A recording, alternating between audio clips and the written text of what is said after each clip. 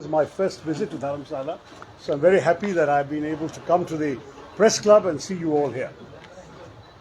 Ever since Kerala voted in the second phase on the 26th of April, Hindi में बोलूं? अच्छा ठीक है.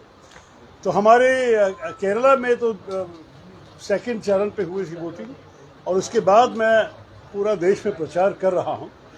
बहुत राज्यों में जाके मुझे ये स्पष्ट लगता है कि देश की जनता बदलाव के लिए तैयार है और वो चाहते हैं कि नई सरकार बन जाए जून 4 को. ये तो दक्षिण भारत में देखा और यहाँ उत्तर भारत में भी यही कहानी है, यही हम देख रहे हैं.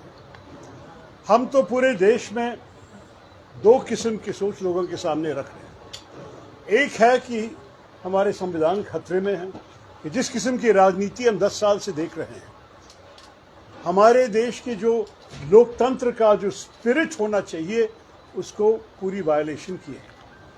आप देख सकेंगे कि सारे विषय पे, अगर आप इलेक्टोरल बॉन्ड्स के भ्रष्टाचार के बारे में सोचेंगे या आप हमारे लोकतंत्र का फ्रीडम ऑफ एक्सप्रेशन का हाल कैसा है आजकल, आप लोग माध्यम में आपको अच्छी तरह जानते हैं कि किस किस्म की इंटिमिडेशन हो जा रहा है और किस किस्म के भय में लोग जी रहे हैं.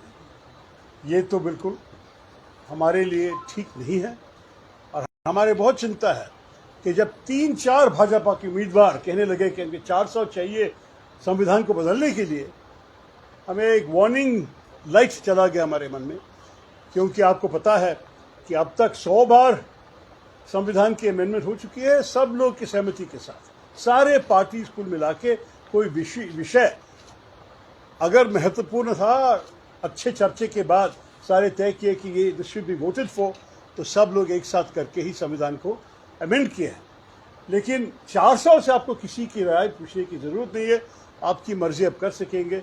और इस किस्म की बात हमको लगा कि ये संविधान खतरे में होंगे अगर ये इनके सपने पूरे करेंगे. लेकिन मैं सही बात कहूँ तो ये 400 पार मुंगेरी लाल के हसीन सपने ही, इसमें तो कोई जब वो लोग कहने शुरू किए भी एक फैंटेसी था. उसके बाद 1-2 चरण के बाद स्पष्ट हो गया कि 300 पार करना भी नामुमकिन था. और अभी बड़ा प्रश्न हर जगह में है कि क्या 200 पार करेंगे भाजपा या नहीं. तो इस हालत में जनता चाहते हैं कि लोग उनके विषय पे सोचना शुरू करें. हम भी लोगों से जब एक सिंपल प्रश्न पूछते हैं कि आपके और आपके परिवार की जिंदगी में इस 10 साल में कुछ बेहतर हुआ है क्या? आपको जब मोदी जी ने 10 साल पहले कहा कि 2 करोड़ रोजगार हर साल बनाएंगे, आपने ऐसे कुछ रोजगार देखे हैं? आपको कोई मौका मिला नए रोजगार के लिए? जब मोदी जी ने किसानों को कहा कि हम आपकी आय को डबल करेंगे, क्या कोई भी किसान है यहाँ जो कह सकते हैं कि उनकी आय इतने ज़्यादा बढ़ गए?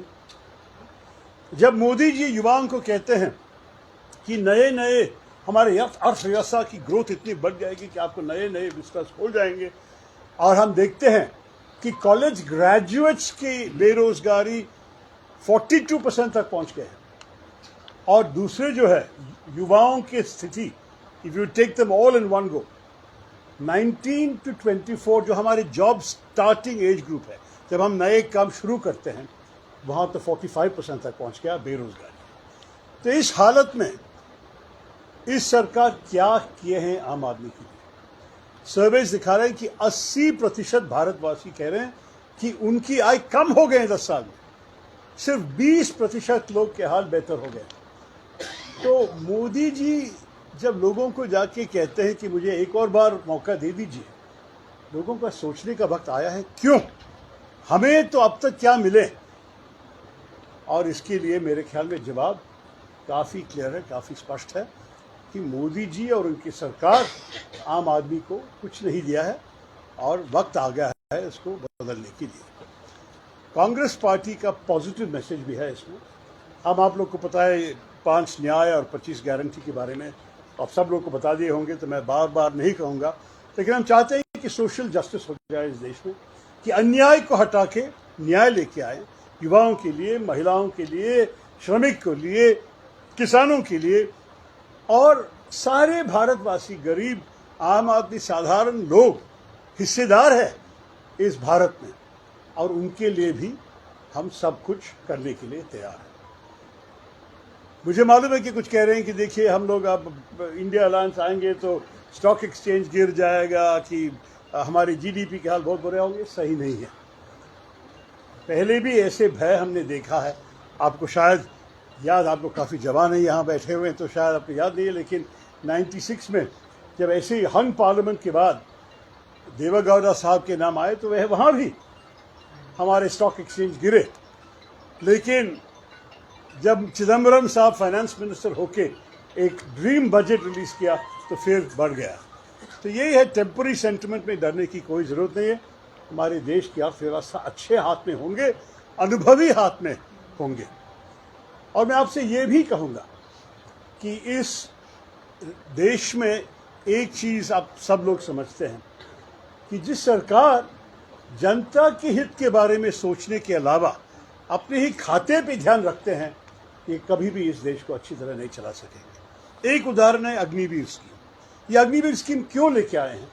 क्योंकि उनमें से कुछ पैसे लाभ मिलेंगे सरकार को पेंशन की कमी। लेकिन मैं तो यूनाइटेड नेशंस में 29 साल काम किया हूँ। मैं पीस कीपिंग में 7 साल था और मुझे मेरे स्थान में बहुत हमारे पूरी दुनिया के आर्मीज के साथ संपर्क था, जिनमें से इंडियन आर्मी ऑल्सो। और मुझे इतना गर्व महसूस हो गया कि हमारी आर्मी की प्रोफेशनलिज्म, हमारी आर्मी की क्वालिटी सारे देश के आर्मियों को रिकग्नाइज करते थे कि India's army is one of the best in the world, and that's because of the professional quality and the professional training of our army. तो अब ये सब बर्बाद करके जवानों को लेके उनको 6 महीने की ट्रेनिंग के बाद उनको फ्रंट लाइन में भेज रहे हैं, 3-4 साल के कॉन्ट्रैक्ट के बाद उसको छोड़ देते हैं। इस किस्म की स्कीम हमारे आर्मी को क्या करें? It will destroy the worldwide reputation of our army at a time when our borders are not safe, only in order to balance the account books of the government. ये बिल्कुल ठीक नहीं है। सरकार की कुछ जिम्मेदारियां हैं, and creating a capable army to defend our borders is one of the fundamental responsibilities of the government. मैं बहुत ज़्यादा कह सकता हूँ, मैं नहीं कहना चाहूँगा, क्योंकि I just wanted to mention a few points. उसके बाद आपके प्रश्न को जवाब देने के लिए मैं कोशिश करूँगा। एक फाइनल पॉइंट में कहूँगा आप लोगों से, आनंद शर्मा जी हमारे उम्मीदवार हैं यहाँ कांगड़ा से। मैं उनको जानता हूँ जब से मैं भारत वापस आया और राजनीति में शामिल हो गया, मतलब 15 साल से ज़्यादा। और मुझे मालूम है कि वो बहुत केपेबल आदमी हैं। जवानी से वो काम कर रहे हैं राजनीति में और कांग्रेस पार्टी में, NSUI, यूथ कांग्रेस, उसके बाद MP होके हुए, राज्यसभा में भी 4-5 बार MP हो चुके हैं, deputy leader of the opposition रहा है राज्यसभा में, और बहुत मंत्रालय में वो जिम्मेदारियां अच्छी तरह पूरी की हैं। तो मैं आपसे कहूँगा कि इस किस्म की उम्मीदवार आपके पास जब है तो मेरे ख्याल में कांगड़ा का प्रतिनिधित्व जो आनंद शर्मा जी दे देंगे, दूसरों को बिल्कुल करना नामुमकिन होगा। तो आई commend his candidacy to you. अच्छा उम्मीदवार है, अच्छा प्रतिनिधि होंगे आपके लिए, और I look forward to working with him in the Lok Sabha इस चुनाव के बाद। तो बस यही कह के वंस अगेन मैं आप लोग सबसे कहता हूँ कि हमारे देश में वक्त आया है कि अपने ही हाथ से अपने हालात को बदल देने का वक्त आ गया है, और हाथ बदलेगा हालात। धन्यवाद। जय हिंद। सर, हिमाचल की राजनीति इस समय पे किस ओर जा रही है? आप अपने शब्दों में देखिए, मैं सिर्फ 2 जगह में प्रचार किया हूँ, शिमला में, और अभी यहाँ शुरू करने वाला हूँ, तो इसी में ज़्यादा अथॉरिटी से नहीं बताऊँगा। लेकिन जो कुछ मैं सुन रहा हूँ, मैं कई लोग से बात की है, मेरे ख्याल में हमारे चांसेस बहुत अच्छे हैं 4 सीट में। मैं नहीं कहूँगा कि हम चारों जीतेंगे, फिर बाद में आप कहेंगे कि क्या बकवास बोल रहे थे, अगर नहीं हुआ तो।